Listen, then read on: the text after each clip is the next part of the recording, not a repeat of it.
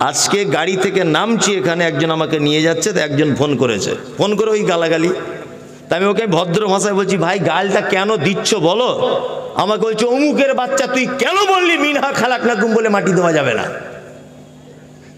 তাই আমি বলছি, ভাই এটা বললে অসুবিধাটা কোথায়? মিনহা খালাকনাকুম এটা বলে মাটি দেওয়া যাবে না, বিসমিল্লাহ বলে দেবেন।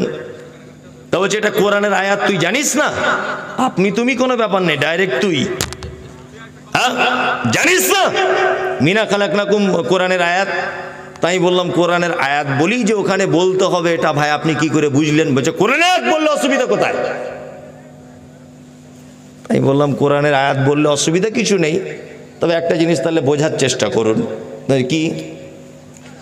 যে তাহলে এক কাজ করুন, ওই কোরআনে ফেরাউনেরও তো নাম আছে, তা আপনার বেটার বড় ছেলের নামটা রাখতে পারতেন। তো বলছি কেন ওরা খারাপ লোকের নাম রাখবো কেন? তাহলে খারাপ লোকের নাম ভালো কোরআনে এলো কেন? কোরআন তো ভালো জিনিস, তো ওর ভিতরে এলো কেন? আবুল আহাব রাখতে পারতেন, বলছে ওটা কেন রাখবো? বদমাশ, নবীর দুশ্মন। নবীর দুশ্মনের নাম ভালো কোরআন মাজিদে ঢোকানো হলো কেন? এই কমন সেন্স তোমার নেই? কোরআন ভালো অবশ্যই, তাই বলে সব জায়গায় সবটা পড়া যাবে? যাবে? রুকুতে গিয়ে কি দোয়া বলতে হয়? সুবহানা রাব্বিয়াল আযীম। কেউ যদি ওখানে বলে কুল হুয়াল্লাহু আহাদ আল্লাহুস সামাদ লাম ইয়ালিদ ওয়া লাম ইউলাদ ওয়া লাম ইয়াকুল লাহু কুফুয়ান আহাদ, নামাজ হবে? কেন হবে না কেন? ওটা তো কোরআনের একটা সূরা, ভালো সূরা। তার মানে বোঝা যাচ্ছে যেখানকার নাট সেখানে লাগাতে হবে। গোদা বাংলায় বুঝে গেলেন তো? যেখানকার নাট কি সেখানে লাগাতে হবে, তাছাড়া কিন্তু কাজ চলবে না। এখন মিনহা খালাকনাকুম যদি মুহাম্মদ সাল্লাল্লাহু আলাইহি ওয়াসাল্লাম বলতে বলেছেন এই মর্মে কোনো যদি প্রমাণ পাওয়া যায় তাহলে আপনি বলবেন, কোনো আপত্তি নেই। একটাই, শুধু একটাই বারবার কথা যে সগী হাদিসে শবে বরাত না থাকতে পারে। আমার হুজুর তো বলেছে, আবু হানিফা বলেছে, অমুকজন বলেছে, তমুকজন বলেছেন। তো অমুক তমুকের কথাতে ইসলাম চলবে না? ইসলাম চলবে মুহাম্মদ সাল্লাল্লাহু আলাইহি ওয়াসাল্লামের কথাতে, মুহাম্মদ সাল্লাল্লাহু আলাইহি ওয়াসাল্লামের কথাতে। মানুষ কত বড় বোকা, এ কথা আমি অনেক জায়গায় বলি। 10 টাকা কেজি বেগুন কিনলে 4 বার দেখে ভিতরে পোকা আছে কিনা। আর ও একটা ইবাদত করে জান্নাত যেতে চাইছে, সেই ইবাদতটা আল্লাহর নবী কিনা করেছে কিনা এটা জানা লাগবে না? লাগবে। ইয়াকা না'বুদু, আল্লাহ তোমারই ইবাদত করি, ওয়া ইয়াকা নাস্তাঈন, তোমারই কাছে সাহায্য চাই। সাহায্য কার কাছে চাওয়া লাগবে? আল্লাহর কাছে। আল্লাহর কাছে আমরা চাই, আল্লাহর কাছে না। অনেক মাধ্যমে আছে। মুদিখানার দোকানদার 5 কেজি তাবিজ ল্যামিনেশন করে পিছনে টাঙিয়ে রেখেছে। আরে ভাই এত বড় তাবিজ কি ব্যাপার? বলছে বেচা কেনা বেশি হবে তাই। আছে না এরকম কাস্টমার?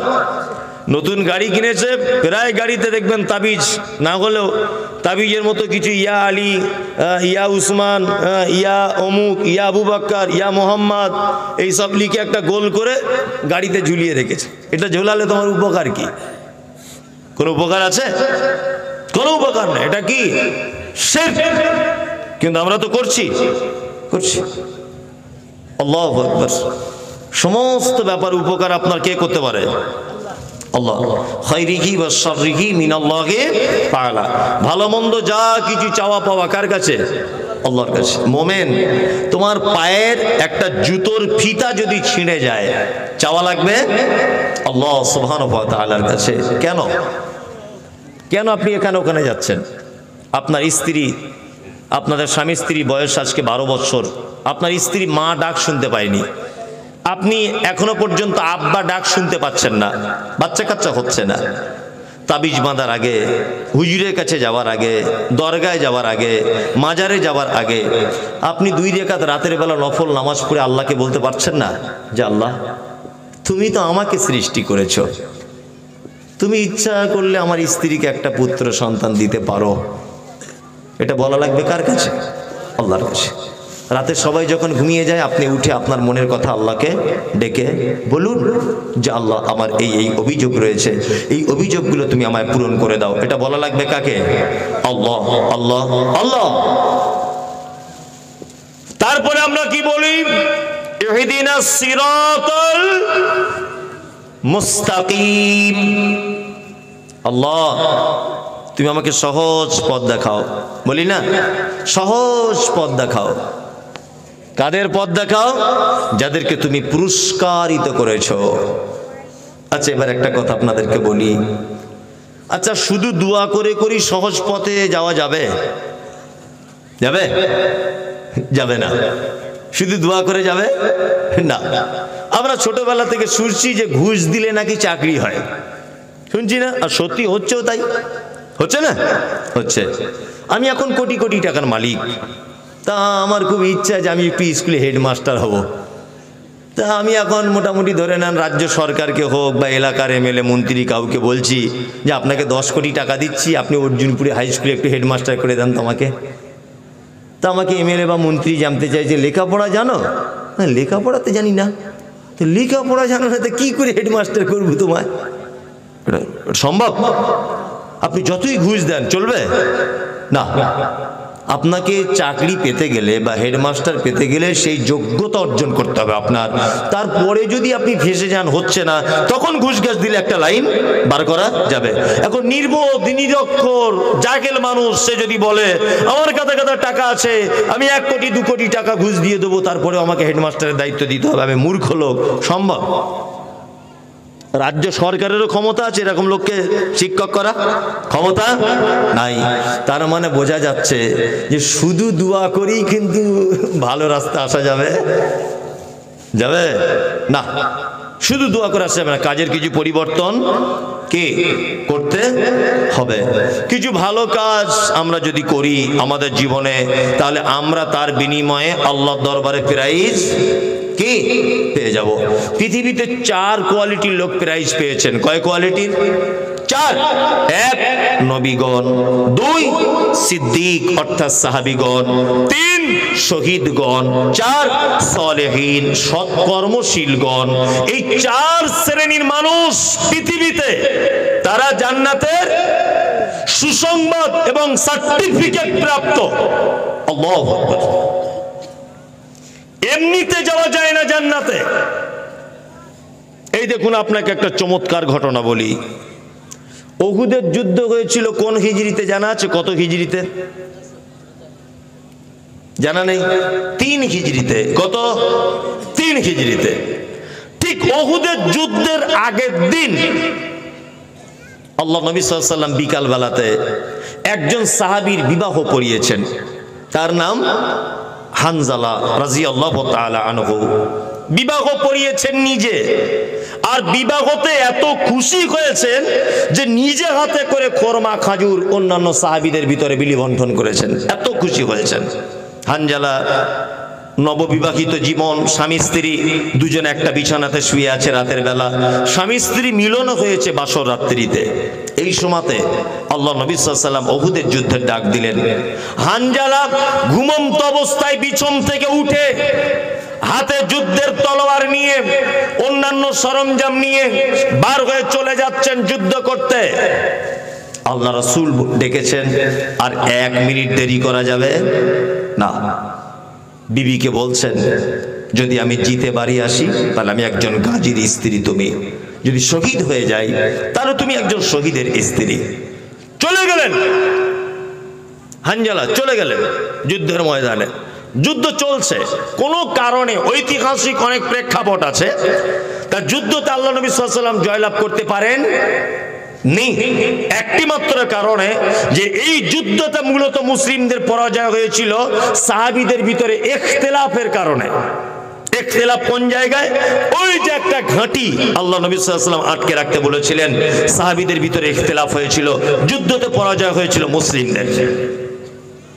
70 জন নিরীহ সাহাবী উহুদের ময়দানে শহীদ হয়েছিলেন। কতজন? 70 জন তরতাজা সাহাবী। তার ভিতরে আল্লাহ নবী সাল্লাল্লাহু আলাইহি ওয়াসাল্লামের চাচা ছিলেন হামজা রাদিয়াল্লাহু তাআলা আনহু। 2 মুসআব বিন উমাইর, যুবক সাহাবী, মক্কার সবথেকে ধনট্টশীল মানুষের বেটা মুসআব বিন উমাইর। 3 নাম তার হানজালা রাদিয়াল্লাহু তাআলা আনহু। আল্লাহ নবী সাল্লাল্লাহু আলাইহি ওয়াসাল্লাম সাহাবীদেরকে বললেন সব লাশগুলোকে এক জায়গায় করো, যতজন মারা গেছে সব লাশ এক জায়গায় করা হচ্ছে। আল্লাহ নবী সাল্লাল্লাহু আলাইহি ওয়াসাল্লাম গুনে দেখছেন 1 2 3 4 করে 68টা লাশ পাওয়া যাচ্ছে, দুটো লাশ পাওয়া যাচ্ছে না। আল্লাহ নবী সাল্লাল্লাহু আলাইহি ওয়াসাল্লাম সাহাবীদেরকে বললেন যাও যাও তাড়াতাড়ি করে যাও, লাশ খোঁজো। সাহাবীগণ লাশ খুঁজতে গেলেন।